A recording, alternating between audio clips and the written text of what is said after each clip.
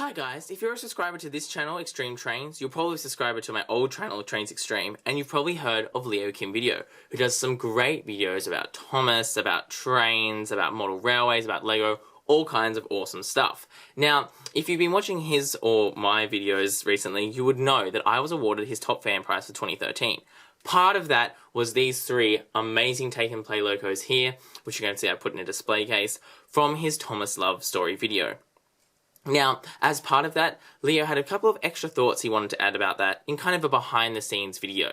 So, if you've seen the video that I'm talking about, that's great, keep watching. If you haven't, click the link that's appearing right about here to check out that video first, and then you can come back to this one. Because it's an interesting behind the scenes on how this original video was created and how these Thomases came to be. Alright, so are you ready? Because I know I am. Let's go. This is Leokimvideo's behind the scenes for Thomas Love right here on XtremeTrainz. Well, hi there, my name's Leo, but I'm making a video for Demetrius Charles because he's won these three trains here, which are in my video called Thomas Love. These trains are very close to my heart, and I'm hopefully handing them over to someone who will look after them for the rest of his natural life. Each model represents a section of the story. There's basically a beginning, a middle, and the end. But maybe I should tell you what my video is based on. A lot of my inspiration came from that video there, and it's called Jaden and Stanley's first video 2011. If you watch the train story going on there, it's about a little boy and a toy train, and I basically picked up on that story and carried it through to follow the story of a train from the peg in the store right till its final days. There's a lot of similarity in this video here and mine, and not one person picked that up in the comments that I saw in my video, which I thought was quite amazing.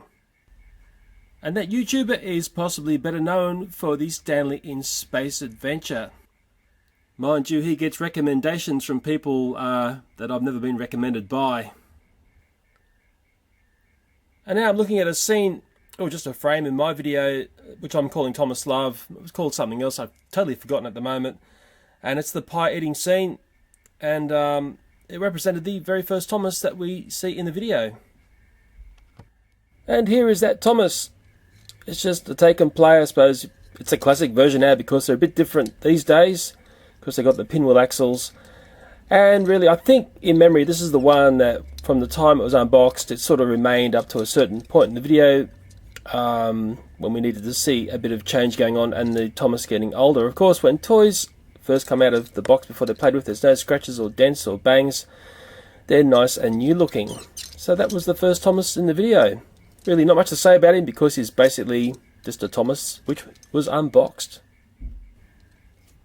The next Thomas in the video is a curious one because what I did as the video went on, we were just putting a few chips on it as different scenes went by. You can see here the buffer hasn't been rubbed off yet, but it was one which was a new one and I needed to make it look older as the video went on. Maybe in this scene here, it was just after the Play-Doh, I believe, because the dough's on him. You can see the bit of scratching on the front here. He's got a few more chips up here. One of his eyebrows is starting to go, and these details were added to him as he was getting more played with. Well, this was the second Thomas in the video. This is very much the meat in the sandwich to the story, and it's also probably the more interesting Thomas for the fact that this Thomas here was actually one of my son's toys, the real toys. So he had a bit of wear and tear on him to start with, and that real toy damage is something which is actually very hard to replicate. I had to replicate that on the third one, but I can know it's the original one, an older one, because it's actually got rusty axles. So in a sense, this Thomas here is older than the others. The other two were basically purchased for the video, and one was dented right up to make it look like the oldest Thomas, but this one being the second one also was painted in the video. My son paints with watercolour, and then I just basically washed that off and I came in with Airfix white and painted the skirt here. And then as we played with it a bit more and Thomas went on more adventures, I had to make it look like he was getting chipped up and more used and loved. That's what I call the Thomas Love when you have the wear and tear on toys. I think my son, this is one of his Thomases. I think he's had about maybe 4. Sometimes used to nick them and bring them down to do toy reviews down in the garage. But this was definitely one of his real toys. So in that sense, that's why this Thomas is sort of a very special one. And there's a shot from the infamous painting scene. It was fun doing that part. My son, he loved to put white paint all over Thomas. And there's a shot of Thomas there. He would have just been freshly painted with the air-fixed paint. And he sort of got el natural wear and tear. Although it was being added to as the video went on. Probably when he first appeared, it was like the normal, like all the normal wear and tear that you see on Thomas. But it was all about trying to make the toy look older and older as the video went on, even though my son didn't age at all in the video. Oh yes, the skate park scenes, that's where a lot of damage occurred to this Thomas. I've just been reminded. I'm just looking back here at the second Thomas, and it's probably worthwhile looking at it again when we start talking about the third Thomas, because there had to be a marry-up of the damage that was done. Now, I didn't do a very good job of it. Well, this one, the third one here that I'm shaking, had to look older, but there also had to be some sort of continuity going on between the damage that you saw on number 2 and number 3. And I thought, oh well, it's so easy to just go out there and throw and bang around a Thomas and damage it up. It's actually hard to do the wear and tear look. And you try to force it, it does look forced. If you see a toy and it's been played with, intently for a number of years, that love that it gets, the damage love, actually looks very realistic. I had to scuff up the wheels because this was a new Thomas from the start. See how shiny the axles are on that one? Once again, the number 2 one was one of my son's toys. He's got rusty axles. So I had to, from a brand spanking new Thomas, I had to roughen it up and make it look like it was the most used. I think I snapped the face off because I was just dropping it on the ground. It dented the magnet. In fact, I think this first one here, I think this one's had it snapped off as well, because I can see a glue line down the bottom there. See the glue line down the bottom? You're hearing it all here. I'm trying to think what was going on. Why this first one? I think I was investigating how they come apart. Oh, well, I don't know. Getting sidetracked here. Sorry. But anyway, this third one, I knew that the watercolor. This is actually just painted on the skirting board, because it had to look like from the skirting board like that, which is painted with air-fixed paint. I had to make it look like it was all worn, and I knew that white poster paint comes off and can easily come off, and in fact there's a lot less on this than what you see in the video, for the fact that it's just been handled, and I'm even handling it now. You probably find a bit more of the paint has come off, but I also had a lot of dirt on this that I've taken away, because you'll see by the time it gets near the end of the video, I don't really want to give the video away in this video, but it's very, very grubby and dirty, and I've cleaned it up a bit since that time. It's funny, I look at this and I know it's all, the damage on this is actually all fake. It's all been forced. It's funny, maybe I could hand it to someone, they wouldn't really notice that. I mean, for the fact there's so much scratching down the side here, I really went over the top. But what I like to say is that if you are doing things for video, sometimes you need to go over the top to get the message across. Being subtle sometimes doesn't work.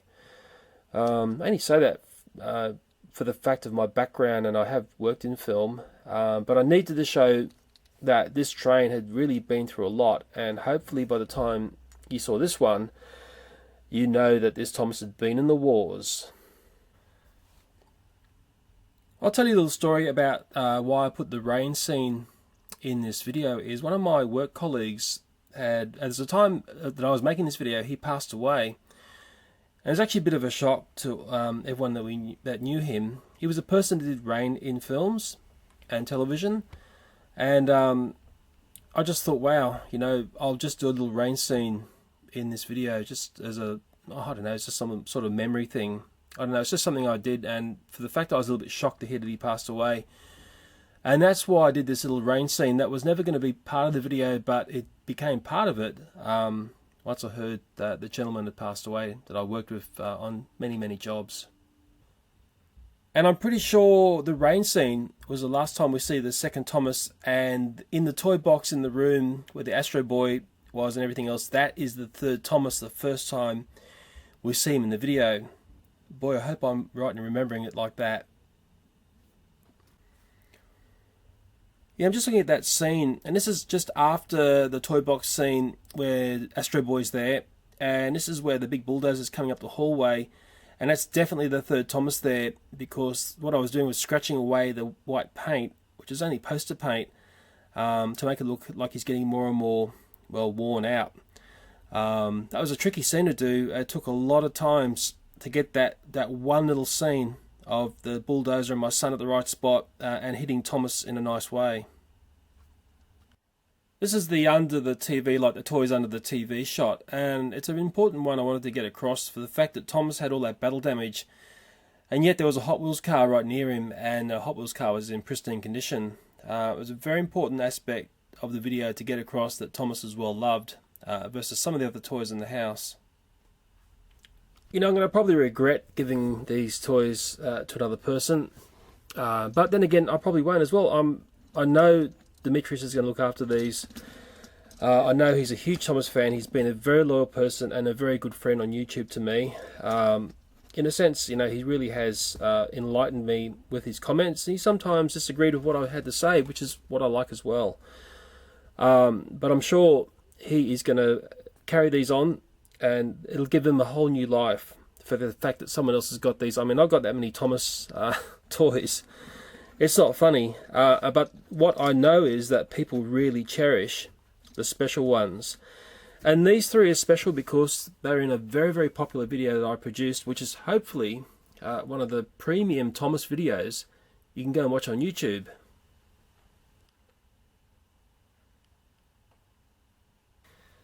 Okay, I know Demetrius is a writer. He knows how to write a story. But when I made this video, I don't think I'm that good a storyteller, but I needed to have emotion in the story. Keying into emotion, it can be tricky. Emotion's quite a complex thing. You can be happy, it can be sad, but keying into it is a very important aspect if you're telling a story. Getting to work in a video, it can be very tricky, but because I've sort of been, how would you say, connected to the Thomas fraternity or Thomas fans, I had a feel for what was going on. I could see from what they made on YouTube and what they talked about, I could see what was important to them. So I thought, well, maybe I can get a video which can key into them. I also saw with my children how some toys really connect to them, and I'm sure anyone who's had children can understand that. Hopefully by the time we see this Thomas in the video up near the end, we're ready for a big emotional roller coaster ride. Many people cried when they watched this video. That's fine.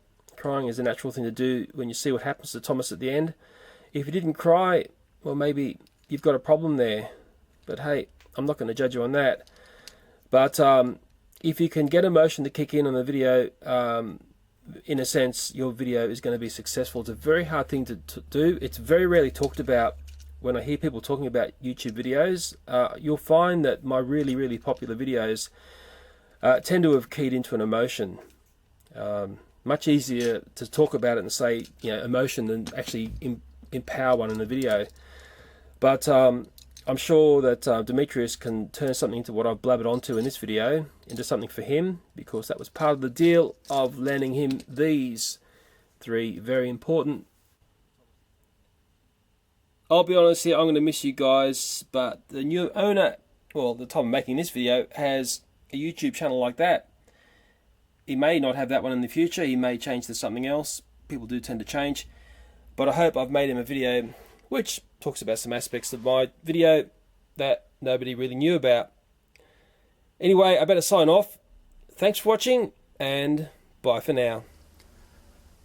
Alright, I hope you guys enjoyed that as much as I did having a look at that. Learned some really interesting stuff, and it's amazing to see how much detail and effort actually goes into making what on the surface could seem like a pretty simple idea for a video.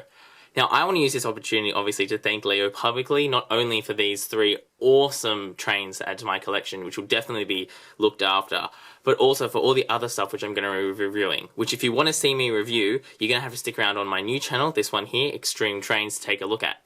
Because, as I've explained in some of my videos, my old channel had a couple of little issues with it, and I also wanted to broaden my scope into a couple of other different areas. So if you want to stick up with the latest and greatest from me, as well as take a look at the massive prize pool which I've got to look at, along with some other stuff I've managed to collect, Make sure you stick around here for more Thomas, Transformers, a little bit of like Lego and Doctor Who stuff on the side, and certainly some wacky insights into some toys. Once again, thanks to Leo for giving me so much stuff. Make sure to check him out because he's got some really cool videos going on that if you like these, you definitely like his.